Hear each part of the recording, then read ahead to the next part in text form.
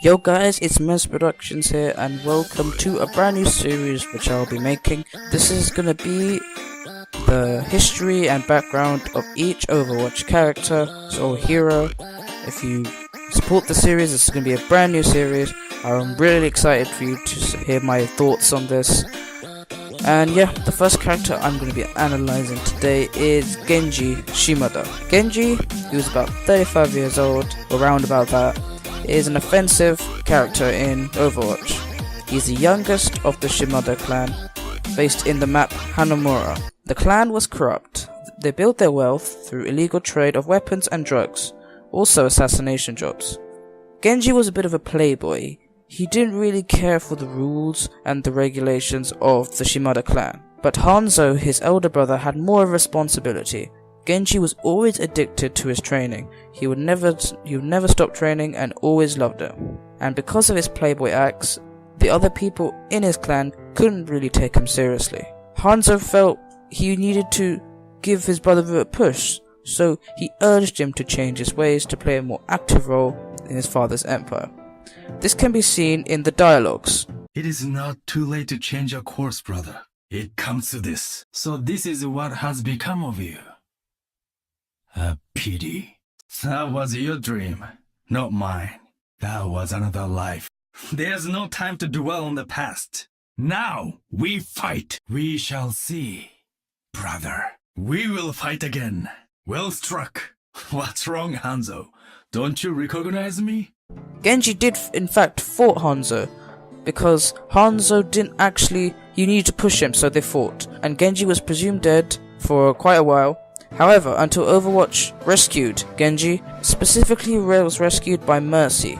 If I refer to the Mercy lines, "You've rescued me again, Dr. Ziegler. I am a different man now. I am whole." Overwatch thought Genji could be used as a potential asset to make good into this world. His injuries were very severe from the battle with Hanzo, so Overwatch prepared to make a deal with Genji to help. So Overwatch made Genji a deal. The deal was they would heal Genji and Genji would have to fight for them. He was made into a half cyborg, half man by the hands of the Overwatch. This in fact made its skills much better by increasing his speed, agility, and overall ninja skills. You are only human. This audio is pretty self-explanatory, because it just suggests that his cyborg nature makes him much more of, he's not a human, he's better. His mission was to take down criminals in his father's empire, which he made himself, and he succeeded in doing so. A steady blade balances the soul. A steady blade balances the soul. Now what this means is he wants to cleanse his soul. He wants to get rid of all the demons within him. He wants to be better. He wants to be a proud member of the Shimada clan. And in the next quote, which is this is also links to the other quote. This also means even though I have made myself into a cyborg and and very personal thing to do, I will never sacrifice my honor.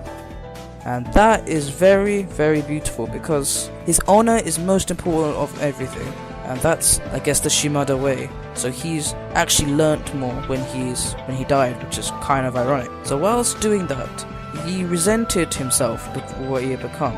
So he left the Overwatch to find meaning in his life, which means he has to go and cleanse his soul. He has to go on a spiritual journey. And whilst on that journey, he came across Zenyatta, who's actually a support hero in this game as well as Mercy, and he was actually a monk, believe it or not. Zenyatta actually became his mentor. Now looking at this dialogue for Zenyatta, does the suffering of the Omnics here trouble you, Master? And you, Master? Mondota was Zenyatta's brother, but we'll get into that later in another video. So it just shows the relationship between Zenyatta and Genji.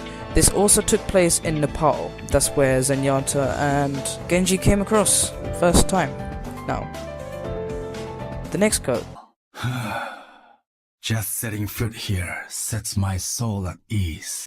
What this means is it's just more of a spiritual thing. It's a very calm place. It helps cleanse the soul, go in a spiritual way. It's just something he would say. Now, believe it or not, Genji was actually based on a book called A Tale of Genji. It's not what you think it is.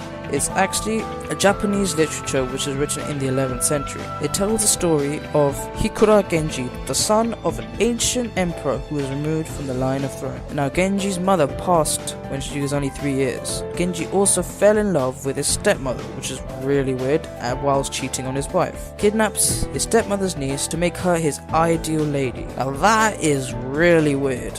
I'm guessing not all of it applies to Genji, which would be a bit weird if that was applied to Genji, but you could tell that a bit of elements was taken from that and put into this game. Just a little bit more, extra facts really, and a bit more quotes. That's what his ulti means. Now obviously it's a pretty self-explanatory thing. You can see when he does his ulti that the dragon forms, so he just says taste the sword of the dragon. So yeah, that's pretty simple to understand.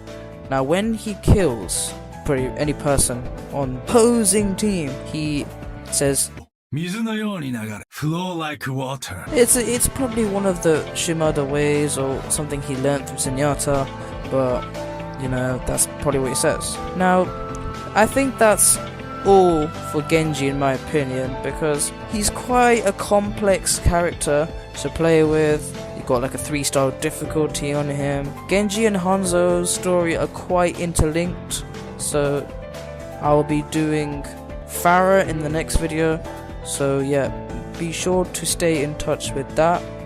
If you like this series, please give it a thumbs up. This is actually my first series that I'm making that is to do with me talking, so forgive me if I stumble a bit, forgive me if I miss some stuff out, forgive me if I fail in some parts. It's just, I'm just starting YouTube and we'll just see how it goes really. So thank you guys for watching. This is Mess Productions, and peace.